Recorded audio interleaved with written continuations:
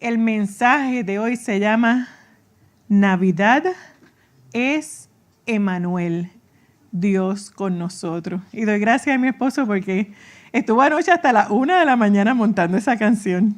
Hasta la 1. Y yo decía, Dios mío, ¿cómo se va a acostar? Y yo decía, este no acaba de subir. Y yo lo oía cantándola, yo lo oía practicándola. Porque es algo que escuchamos, pero es una realidad que tiene que ser revelada en nuestras vidas. Así que vamos a orar. Así que el mensaje de la Navidad, aunque la Navidad es bonito salir y es bonito, yo veo las fotos y los videos y qué lindo es, ¿verdad? Poder salir, poder disfrutar y eso es bueno. Pero siempre tenemos que recordar que el mensaje de la Navidad, la palabra formal es natividad, que viene de nacimiento y es el nacimiento de Jesús, nuestro Salvador. Pero este mensaje no es un mensaje nuevo. Aparte de que tiene 2000 años, ¿verdad? Podremos decir que más o menos hace 2025 años fue que nació nuestro Salvador. Porque la era, imagínese usted si fue algo maravilloso, ¿verdad? Que se llama Agnus Dei, After Death, Before Christ, BC, pero ya lo cambiaron. Ya lo cambiaron porque la gente se ha vuelto tan impía que ahora quieren sacaron a Cristo. AC/DC. Ah, no, espérate, es un grupo de rock. Before current era, pero nosotros le cambiamos Before Christ era. Ok. Así que, imagínense qué trascendental, pero aún antes de que naciera Jesús, aún antes de que naciera el Salvador, aún antes, hubo un profeta, el profeta Isaías, que 700 años antes que Jesús naciera, Dios le reveló el mensaje de salvación. Amén. 700 años antes. Y vamos a ver lo que dice en Isaías capítulo 7, verso 14, en la Reina Valera del 60. Y dice, por tanto, el Señor mismo os dará señal. He aquí que la Virgen concebirá y dará a luz un hijo y llamará su nombre Emmanuel. Eso es un verso sencillo, pero está bien cargado de mucho. Dice, Dios mismo va a dar señal.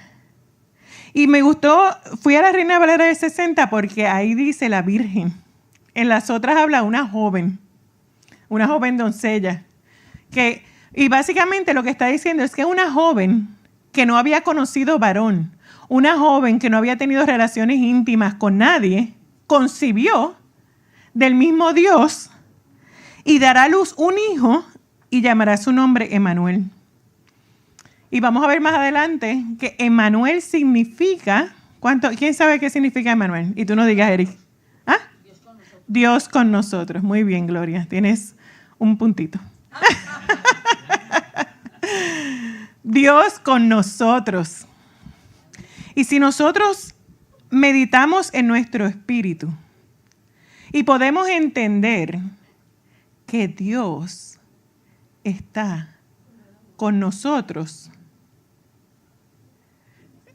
entonces nunca estaríamos deprimidos, nunca estaríamos afligidos, porque Dios, el Dios creador de los cielos y de la tierra, el Dios de lo visible y de lo invisible, el Dios Padre eterno, está con nosotros. Eso es grande. Eso es poderoso. Vemos también en Isaías capítulo 9, versos 6 al 7, que dice, porque un niño nos ha nacido, un hijo nos ha sido concedido. Sobre sus hombros llevará el principado y su nombre será Consejero Admirable, Dios Fuerte, Padre Eterno y Príncipe de Paz. La extensión de su imperio y la paz en él no tendrán límite. reinará sobre el trono de David y sobre su reino, y lo afirmará y confirmará en la justicia y el derecho desde ahora y para siempre. Esto lo hará el celo del Señor de los ejércitos. Si se fijan, es el mismo profeta. En el 7 habló del niño Emmanuel, en el 9 extiende más. Porque el profeta Isaías es uno de los escritores bíblicos, uno de los profetas que más profecías mesiánicas tiene. Él fue uno de los que más le fue revelado el futuro sobre Jesús el Salvador. Solo en el capítulo 9, en lo que acabamos de leer, número 1 está hablando de su nacimiento, de su humanidad, porque dijo que iban a ser como un niño. Número 2 está hablando de su naturaleza divina, porque dice que es Dios fuerte. Número 3 está hablando de sus títulos mesiánicos. Como Mesías, él iba a ser consejero, príncipe de paz. Y también está hablando del establecimiento de un reino eterno.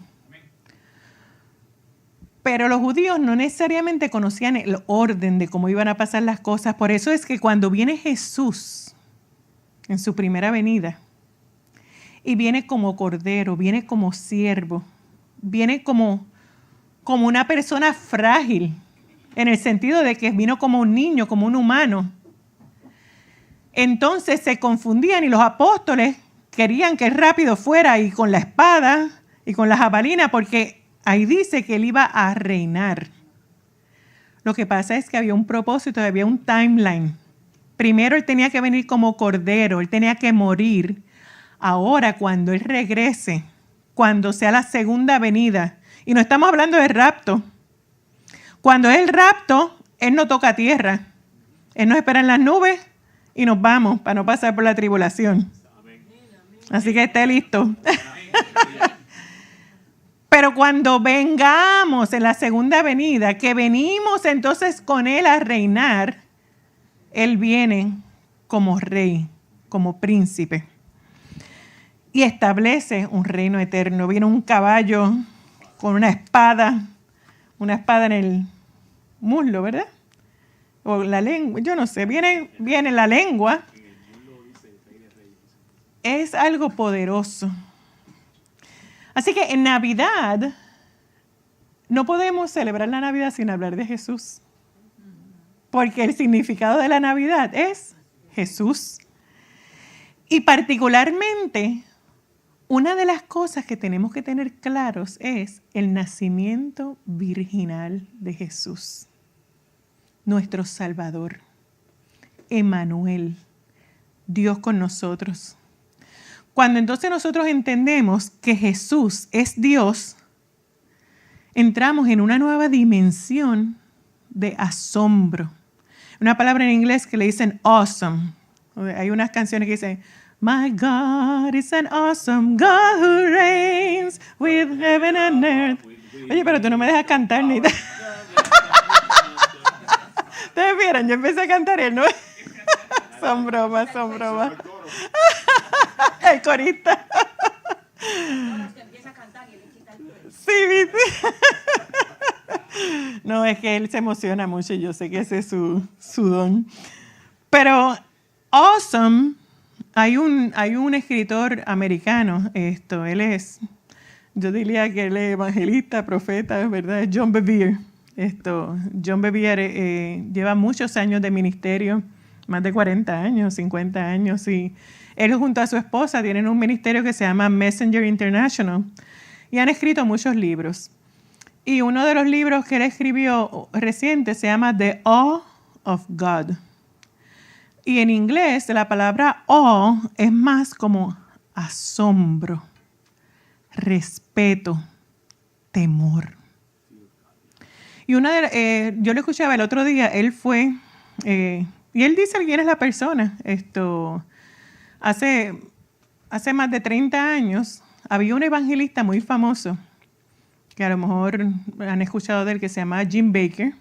Y que él tenía una red de televisión famosa que se llama PTL, o Praise the Lord. Pero Pero ese hombre se corrompió. Llegó un punto que le fue infiel a su esposa y también hizo mucho fraude de dinero, porque recibía mucho dinero. Y finalmente fue a la cárcel. Jim Bakker estuvo en la cárcel, pagó por sus crímenes. Y cuando estaba en la cárcel, él leyó un libro que escribió John Bevere, no me acuerdo cuál fue, un libro que se llamaba The Fear of God. Y él pidió que John Bevere fuera a visitarlo a la cárcel. Estamos hablando de un evangelista, o sea, famoso. Y John Bevere, como estaba quizás a mitad de su ministerio, todavía no era tan... Pero ese libro lo había tocado. Y John Bevere fue, porque él quería conocerlo, porque aun cuando los hombres de Dios hayan caído, uno no puede dejar de reconocer cómo Dios en un momento dado los usó. Y uno tiene también que honrar eso. Y él fue a la cárcel, se reunió con él. Y John Bevere le preguntó, ¿en qué momento dejó de amar a Dios? ¿Por qué llegó a lo que llegó? ¿En qué momento usted dejó de amar a Dios? Le preguntó John Bevere a Jim Bakker. Y Jim Bakker le dijo, yo nunca dejé de amar a Dios, pero no tenía temor de Dios. No tenía respeto a Dios. Y temor no es miedo. O sea, temor es miedo a no estar en la presencia de Dios. Temor es que mis acciones me separen de Dios. Temor es que cuando Dios me habla lo mismo, y lo mismo, y lo mismo, y lo mismo, y a mí no me da la gana de hacerlo, pero le digo, te amo. Pero no le temo porque no hago lo que me está pidiendo. Porque en mi mente tengo 1000 excusas de por qué no lo debo hacer. Y yo te puedo decir, si Dios te está pidiendo algo es porque Él sabe que lo puedes hacer. Solo di sí, Señor. Y entonces cuando uno cambia y uno dice, imagínense, piensen ahora mismo cada uno de ustedes en una persona, en una figura pública que ustedes respetan y que no han conocido y les gustaría conocer. No me tienen que decir. Solamente piensen en su mente. ¿Quién, qué figura pública? Puede ser de deporte, puede ser de lo que sea, de política, de lo que sea. ¿Qué figura pública ustedes respetan y les gustaría conocer? Yo les aseguro a ustedes que si esa persona ustedes la admiran y la respetan y le dan la oportunidad de conocerla, número 1, usted va a estar en su mejor comportamiento, ¿verdad que sí? Por lo menos se va a bañar antes de conocerlo. Se va a poner un poquito de perfume. Se va a poner un poquito, ¿verdad? Va a tratar de... No tiene que irse a comprar una ropa súper cara, pero va... Porque usted respeta a esa persona. Y con Dios, lo que estamos diciendo es que, mira, entendamos que Dios, el Dios que nosotros le servimos, es mayor que la persona que más respetamos. Es el creador del cielo y de la tierra. Y muchas veces se nos ha enseñado a tener una relación con Dios de, ay papito, my buddy, mi pana. Y sí, somos amigos de Dios, pero no podemos olvidarnos que también Él es Dios de dioses, Rey de reyes, Señor de señores. Y tenemos que saber que no estamos al frente de cualquiera, sino que solamente tenemos acceso a Él por causa de la sangre de Jesús, porque si no, no tendríamos acceso al Padre de los cielos. Así que cuando entendemos que Jesús es Dios también, hay una nueva dimensión de asombro, de amor, de respeto. entramos en una nueva revelación. El domingo pasado, ¿verdad? Mi esposo, el pastor Eric, predicó un mensaje hermoso de por qué estamos alegres en la Navidad. Y es porque celebramos la salvación por medio de Jesús. Y aunque el mundo no lo sepa, todo el mundo dice, esta es la época más maravillosa porque es la salvación. Y vimos cómo el ángel le anunció a José que quería dejar a María porque pensó que le había sido infiel, ya que no habían tenido relaciones antes de casarse y solo estaban comprometidos. Mateo 1, 19 al 23, quiero leerlo nuevamente, dice, José su marido, como era justo y no quería infamarla, gracias a Dios, ¿verdad? No había redes sociales, no se puso a hacer un TikTok diciendo, mira, esta mujer me pegó los cuernos. Quiso dejarla secretamente. Y pensando él en esto, he aquí un ángel del Señor le apareció en sueños y le dijo, José, hijo de David, no temas recibir a María, tu mujer. ¿Y por qué es tu mujer? Porque ya estaban comprometidos. Y en la época antigua un compromiso era algo serio. Solo faltaba la consumación del matrimonio, pero era tan serio como yo le pregunté recientemente a una persona, ¿verdad? Cercana a mí, se comprometió. Y yo le pregunté, bueno, ¿y cuándo se casan? Y me dijo, ay, yo no sé, eso no, por ahora. Y yo, pero ven acá. ¿Cuál es la pregunta? ¿Verdad? Vamos a ver todo. Cuando una persona se compromete, ¿qué es lo que se le pregunta? ¿Te quieres casar conmigo? Entonces, ¿cómo tú me vas a decir a mí que tú haces la pregunta y después no tienes contestación ni tienes planes de la fecha? No entendí, de verdad. Me quedé un poquito aquí. Pero bueno, vamos a dejarlo ahí. El punto es que antes el compromiso era porque ya había fecha para casarse. Y él se fue a trabajar y cuando regresó, era que se iban a casar, pero cuando regresó se encontró con la sorpresa de que la encontró embarazada. Pero como era un hombre justo, y él sabía que la ley decía que la podían apedrear y matar, pues decidió hacerlo en secreto y no decirle a nadie que lo que ella estaba embarazada no era de él. Y entonces dice, y dará a luz un hijo y llamará su nombre Jesús porque él salvará a su pueblo de sus pecados. Dice, todo esto aconteció para que se cumpliese lo dicho por el Señor por medio del profeta cuando dijo. ¿Qué profeta está hablando aquí? Isaías. He aquí una virgen concebirá y dará a luz un hijo y llamará su nombre Emmanuel, que traducido es Dios con nosotros. Qué maravilloso, ¿verdad? Ver como 700 años antes y después vuelve y se escribe y se establece. Por eso mucha gente dice, la Biblia, eso lo escribieron los hombres. Miren, literariamente, los 4 evangelios, 2 de ellos solamente fueron escritos por apóstoles que caminaron con Jesús. Los otros 2 no caminaron con Jesús, ni Marcos ni Lucas. Sin embargo, dice que literariamente la probabilidad de que 4 escritos por personas que no necesariamente están relacionadas ni estuvieron en la misma época coincidan es casi imposible. Y cuando usted lee los 4 evangelios, alguien me dijo, que se copiaron. Y yo, verdad.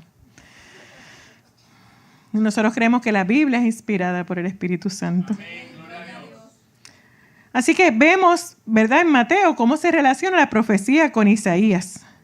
Pero hoy quiero enfatizar que cuando Jesús vino, aunque lo hizo como hombre, Él era también Dios y por eso se llamaba Emmanuel. Qué maravilloso, ¿verdad? Pasaron 700 años antes de que esa profecía se cumpliera. Pero qué maravilloso saber que Dios siempre cumple su palabra, aunque tarde un tiempo, siempre la cumple. Yo aún pienso que hay cosas que a lo mejor Dios nos ha hablado a nosotros, que a lo mejor nos vamos al cielo y no las vamos a ver, pero las van a cumplir nuestros hijos y nuestros nietos. Amén.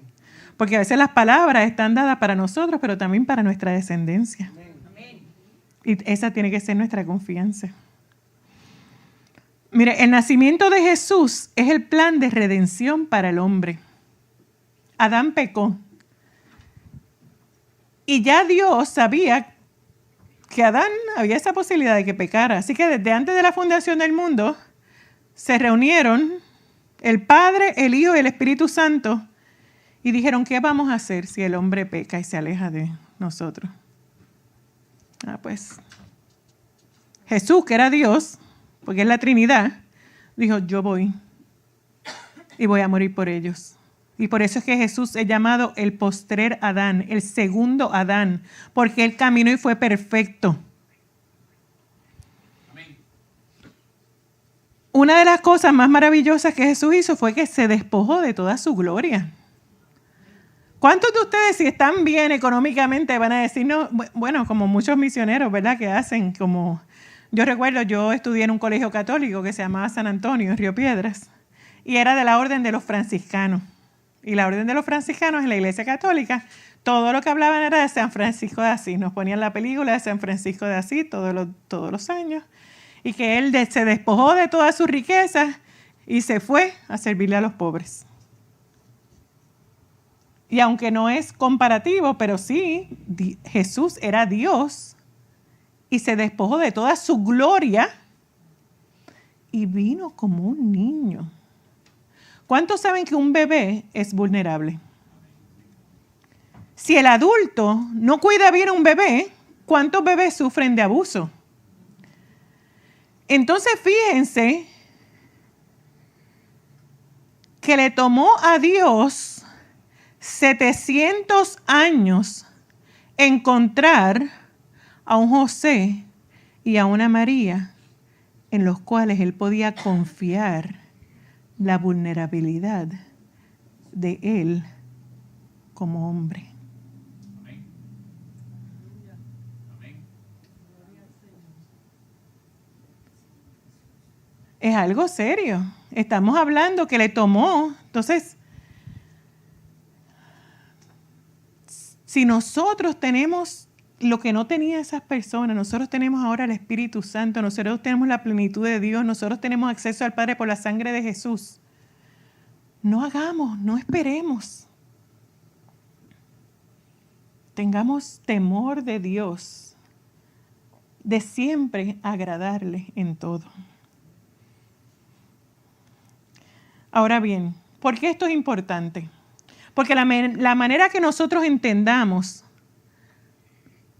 quién era Jesús cuando anduvo en la tierra va a depender muchas cosas y de cómo nosotros nos relacionamos con Dios. Y una de las cosas que nosotros tenemos que aprender es el origen y la historia, muchas veces, de la iglesia, de la palabra y de muchas doctrinas que unas pueden ser buenas y otras pueden ser erróneas. Así que vamos a coger una pequeñita clase de fundamento. Y yo no sé cuántos de ustedes han escuchado hablar de teología trinitaria o unitaria. ¿Alguna vez alguien le ha preguntado, ¿ustedes son trinitarios o unitarios? No le han preguntado, porque a mí me preguntaron una vez, yo dije, ¿qué rayos es eso? Y espérate, déjame ir a estudiar, déjame ver qué es eso.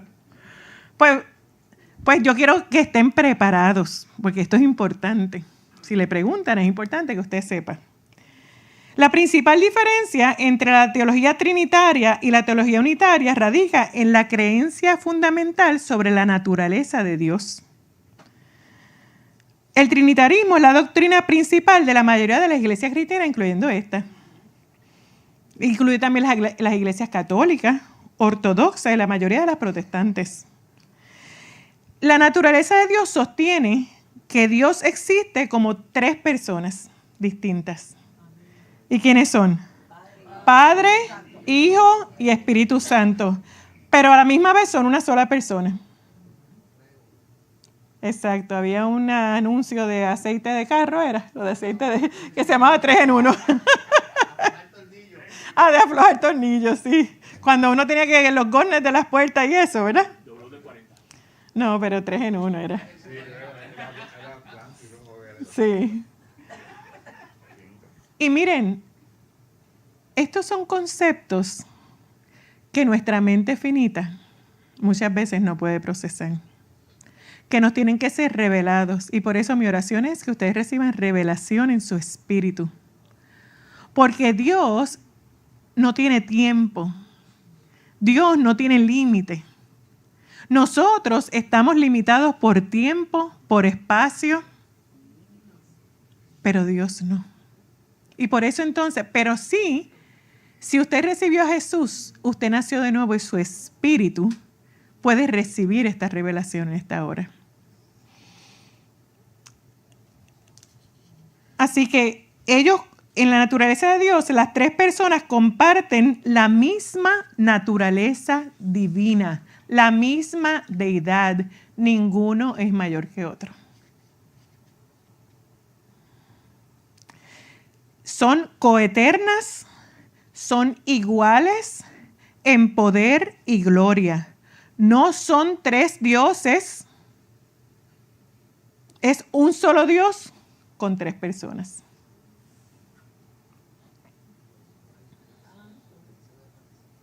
Un solo Dios con tres personas.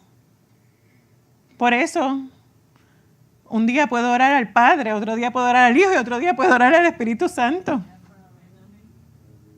Hay instrucciones que dicen en el nombre de Jesús. Hay cosas que yo sé que invoco el nombre de Jesús. Porque vamos a ver más adelante que el nombre de Jesús es sobre todo nombre. Pero también Jesús dijo, les conviene que yo me vaya, porque si yo no me voy, yo soy uno. Mientras Él anduvo por causa de su humanidad, Él era uno solo y estaba limitado. Pero cuando entonces Él dijo, les conviene que yo me vaya, porque entonces les voy a enviar al Espíritu Santo. Y Él los va a convencer, y Él los va a guiar, y Él les va a enseñar todas las cosas.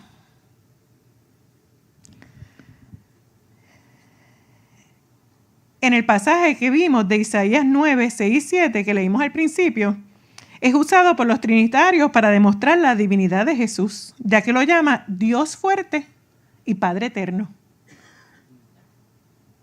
¿Ok? Ahora vamos a ver qué es la teología unitaria. El unitarismo es una doctrina que rechaza el concepto de la Trinidad y sostiene que Dios es una sola persona. Sostiene que Dios es una unidad simple e indivisible, solamente el Padre. Por eso aún hoy en día hay algunas iglesias cristianas que nunca mencionan a Jesús. Y aunque en sus estatutos no dicen que son unitarios o trinitarios, cuando solamente hablan del Padre, el Padre, el Padre, en el nombre del Padre. Y yo, ¿qué? Está bien, pero háblame también de Jesús y el Espíritu Santo, porque tenemos que conocer a las tres, a las tres personas del único Dios. Jesús, en los unitarios, Jesús es visto como el Hijo de Dios y el Mesías. Ellos te dicen, sí, yo creo que Jesús es el Hijo de Dios, pero no es coeterno, ni de la misma sustancia que Dios Padre. Es considerado un gran profeta, un hombre perfecto, una criatura divina. O sea, fue creado por Dios, por el Padre. Entonces el Espíritu Santo es visto como una fuerza, no como una persona. Así que el concepto central del unitarismo es que la palabra clave es unidad, un solo Dios en una sola persona. El concepto central del trinitarismo es, la palabra clave es Trinidad, 3 en 1. ¿Por qué esto es importante? Porque mire, en la iglesia primitiva, 300 años después, ya estamos en el 2025, pero 300 años después que Cristo muriera y resucitara, el evangelio se propagó de una gran manera. Pero se levantaron muchos líderes y algunos trataron de dudar de la divinidad de Jesús. Así que les voy a contar. Y uno de ellos se llamaba Arrio. ¿Y qué hizo Arrio? Arrio nació en el año 250 hasta el 336. Y fue un presbítero y sacerdote en Alejandría, en Egipto. Y es conocido como el fundador del arrianismo. ¿Y qué es el arrianismo? Una doctrina que dice que se centra en que el carácter no es trinitario, que Jesús no era Dios, que solamente el único Dios era el Padre. Porque lo que pasa es que si yo, por ejemplo, hago un ejercicio ahora y le digo a Eric algo en el oído, y le digo que se lo diga a Josué, y después Josué se lo dice a Beliz, y Beliz se lo dice a Margarita, Margarita se lo dice a Olga, Olga se lo dice a Edith, y por ahí seguimos hasta llegar a Mike. Yo le aseguro a usted que lo que llega a Mike va a ser bien diferente de lo que llega a Eric. Y por eso es que la palabra escrita es tan importante. Y por eso es que decía, ay, el que le añade una tilde, una coma. Y certificar la palabra. Y entonces, ¿por qué? Porque a veces, de repente, las personas de Dios,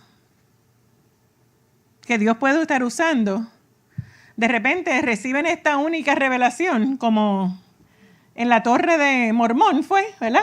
El que fundó el mormonismo, que según él recibió en una cueva, recibió un nuevo libro. Del ángel Moronis. Del ángel Moronis, se llamaba el ángel. True story. Sí, de verdad. El ángel de los mormones se llamaba Moronis. No sigo nada más. Eri, me está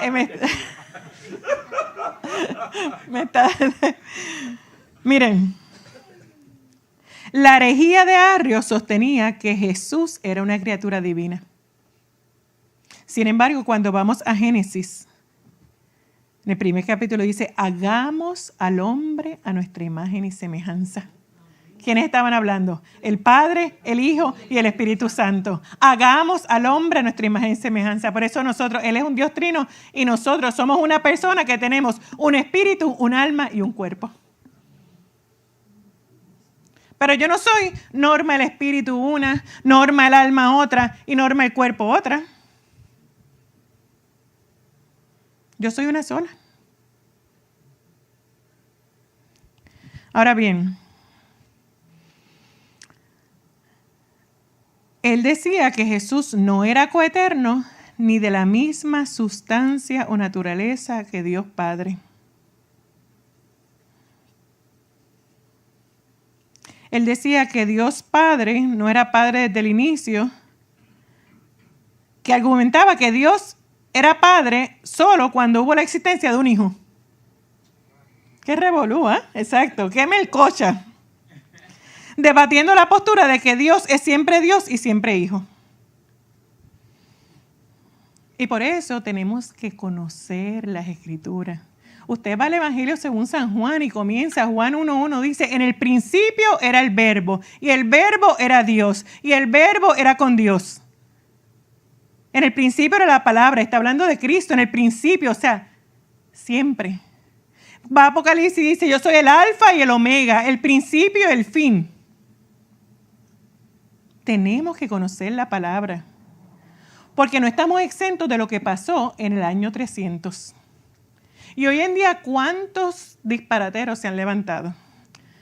Hace 20 años, ¿verdad? Se levantó uno en Puerto Rico que se llama Jesucristo Hombre. ¿Escucharon de eso? Él decía el Mesías y que no iba a morir. ¿Se murió?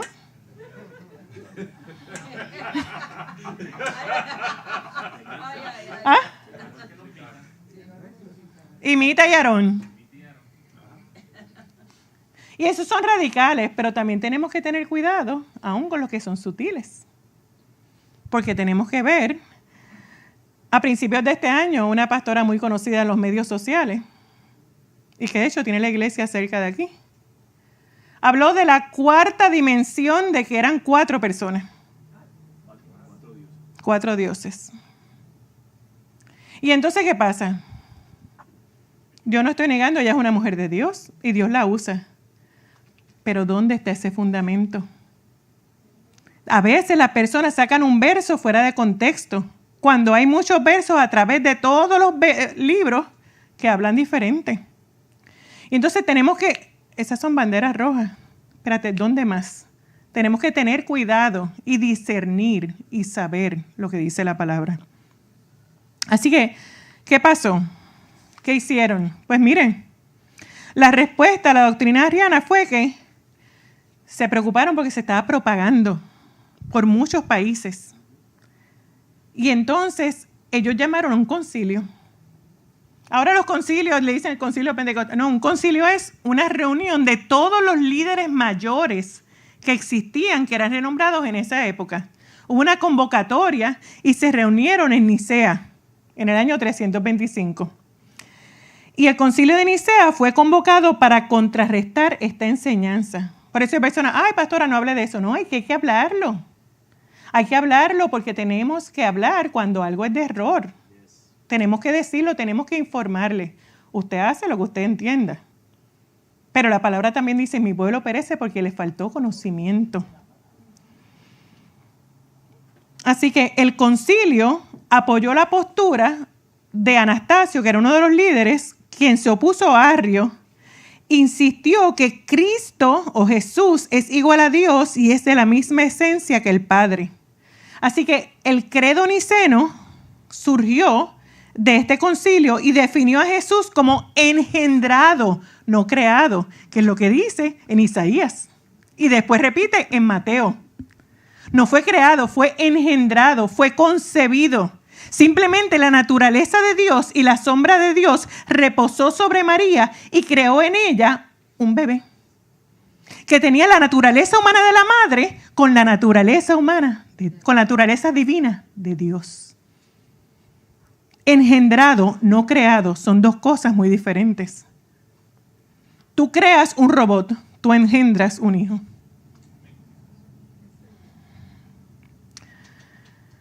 Así que la conclusión del concilio de Nicea fue que con respecto a la naturaleza de Jesús es que el establecimiento de la plena divinidad de Jesús para contrarrestar entonces la doctrina arriana. Y crearon el credo niceno. Vaya y busque ChatGPT, Google, Gemini. Exacto. Y busque el credo niceno. ¿Tú lo tienes ahí? Está bien. ¿Quieres leerlo? Vente, te voy a dar break. ¿Me vas a dejar hablar? Sí. Es largo. Fue el principio. Creo en un solo Dios, Padre Todopoderoso, Creador del cielo y de la tierra, de todo lo visible y lo invisible. Muchos se lo saben de memoria porque nos los aprendimos, ¿verdad? Sí. Yo fui monaguillo, así que no se equivoque. Creo en un solo Señor Jesucristo, Hijo único de Dios, nacido del Padre antes de todos los siglos, Dios de Dios, luz de luz, Dios verdadero de Dios verdadero, engendrado, no creado, de la misma naturaleza del Padre, por quien todo fue hecho. Se lo saben, cántalo conmigo. Por quien todo fue hecho, que por nosotros los hombres y por nuestra salvación bajó del cielo, y por obra del Espíritu Santo se encarnó de María la Virgen y se hizo hombre, y por nuestra causa fue crucificado en tiempo de Poncio Pilato, padeció y fue sepultado, y resucitó al tercer día según las Escrituras, y subió al cielo y está sentado a la diestra del Padre, y de nuevo vendrá con gloria para juzgar a vivos y muertos, y su reino no tendrá fin. Termino. Creo que el Espíritu Santo, Señor y dador de vida, amén, Espíritu Santo, que procede del Padre y del Hijo, con el Padre y el Hijo reciben una misma adoración y gloria, y que habló por los profetas, creó la iglesia, que es una santa, católica y apostólica. Confieso que hay un solo bautismo para el perdón de los pecados, espero la resurrección de los muertos y la vida del mundo futuro. Amén. Amén. La palabra católica significa universal. Okay. Yes. Uy, me fui en un back trip. Más de 10 años en un colegio católico. Así que de ahí nació. Pero fíjate qué importante, ¿verdad? Es conocer el origen. Uno dice, wow, mira de dónde surgió. ¿Por qué surgió eso? ¿Por qué se repetía? ¿Por qué se proclamaba? Y básicamente todo está basado en la palabra de Dios. Ahora bien, ya Eric la leyó, así que no tenemos que seguir con esa, pero por otro lado, o sea que entonces se quitó el mito Y qué bueno que leíste lo del Espíritu Santo también, porque si se fijan, para este tiempo es importante que nosotros reconozcamos la importancia del Espíritu Santo. Porque en estos últimos días necesitamos que la iglesia se levante con el poder del Espíritu Santo, con los dones, con las manifestaciones, con los milagros. Porque hay tantas iglesias que no creen en el poder del Espíritu Santo y están muertos. Queremos manifestar el poder del Espíritu Santo. Queremos honrar el Espíritu Santo. Así que el credo niceno dijo Jesús es Dios. Pero después tenemos que entender que hay dos naturalezas. Que Jesús es Dios, pero Jesús también es hombre. O sea, que Jesús no era un bebé, como vemos como en las películas, que era un superhero y que era un bebé que tenía poderes sobrenaturales. Por eso es que Jesús tenía que ser, Dios tenía que saber en quién le podía confiar. Porque el día que el bebé llorara porque tenía cólico, no fueras a maquillarlo muy duro. Porque el día que a lo mejor no escuchara a los papás y no hiciera lo que es eso, pues tenían que ser personas justas, personas que querían agradar a Dios, personas que tenían temor a Dios y que entendían lo importante y la responsabilidad que le había sido dada. Cuando vemos, hay un pasaje que habla de que Jesús, cuando tenía aproximadamente 12 años, ¿verdad, Eric? Fueron a Jerusalén, ¿verdad? A lo que hacían todos los judíos que vivían lejos, iban a honrar y todo eso, a traer sus sacrificios y las fiestas y celebrar las fiestas. Ellos estaban regresando en caravana y se dieron cuenta a mitad de que no tenían a Jesús. Yo me imagino el temor que le cayó a esos padres, porque imagínate tú, o sea, se nos ha perdido Dios. Se nos ha perdido Dios mío. Ay, Señor, ayúdanos a encontrarte. Y volvieron y encontraron a Jesús debatiendo con los sacerdotes, con los escribas, y los regañaron. Y tenían derecho a regañarlo porque todavía era un menor. Pero él le dijo, en los negocios de mi padre estoy. Porque ya a esa edad, y si se fijan también los que conocen algo de la comunidad judía, a esa edad más o menos que hacen el famoso bar mitzvah. Bar mitzvah. Y eso es que básicamente él pasa de ser un niño a ser hombre. Y si se fijan, era más o menos la misma fecha donde él está diciendo, ya, yo tengo que aprender las cosas de mi padre. Y alguien me decía, ay, pero ¿por qué la Biblia no habla más de José? ¿Y qué pasó con José? Y yo le dije, mira, la realidad es que no sé. En su momento sabremos. Pero en realidad lo que importa es Jesús. Y sí sé que José fue un hombre justo porque no quería difamarla, iba a dejarla. Y estuvo pendiente de Jesús. ¿Qué pasó? No sé. A lo mejor murió, a lo mejor no sabemos. Pero ¿sabes qué? En este momento lo que importa y los evangelios tratan sobre Jesús.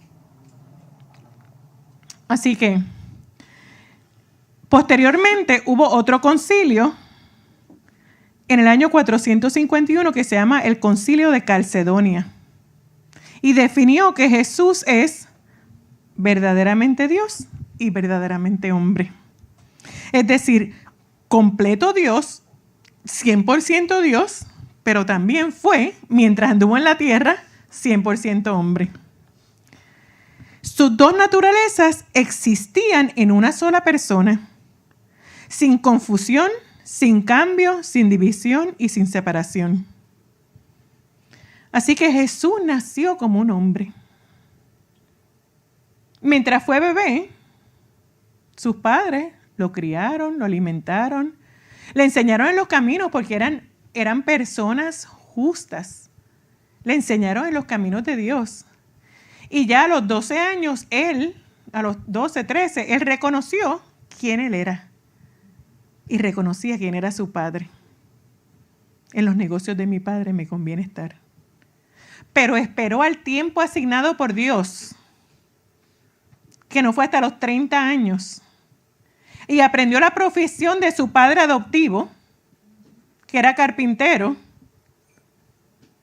y mientras tanto iba aprendiendo. O sea que fue Dios, fue 100% hombre, pero su gloria y su divinidad se manifestó cuando, a los 30 años, cuando fue donde Juan el Bautista se bautizó. ¿Y qué pasó? Se abrieron los cielos y descendió el Espíritu de Dios como paloma. Y una voz del cielo dijo: este es mi Hijo amado, en el cual tengo complacencia. Aleluya.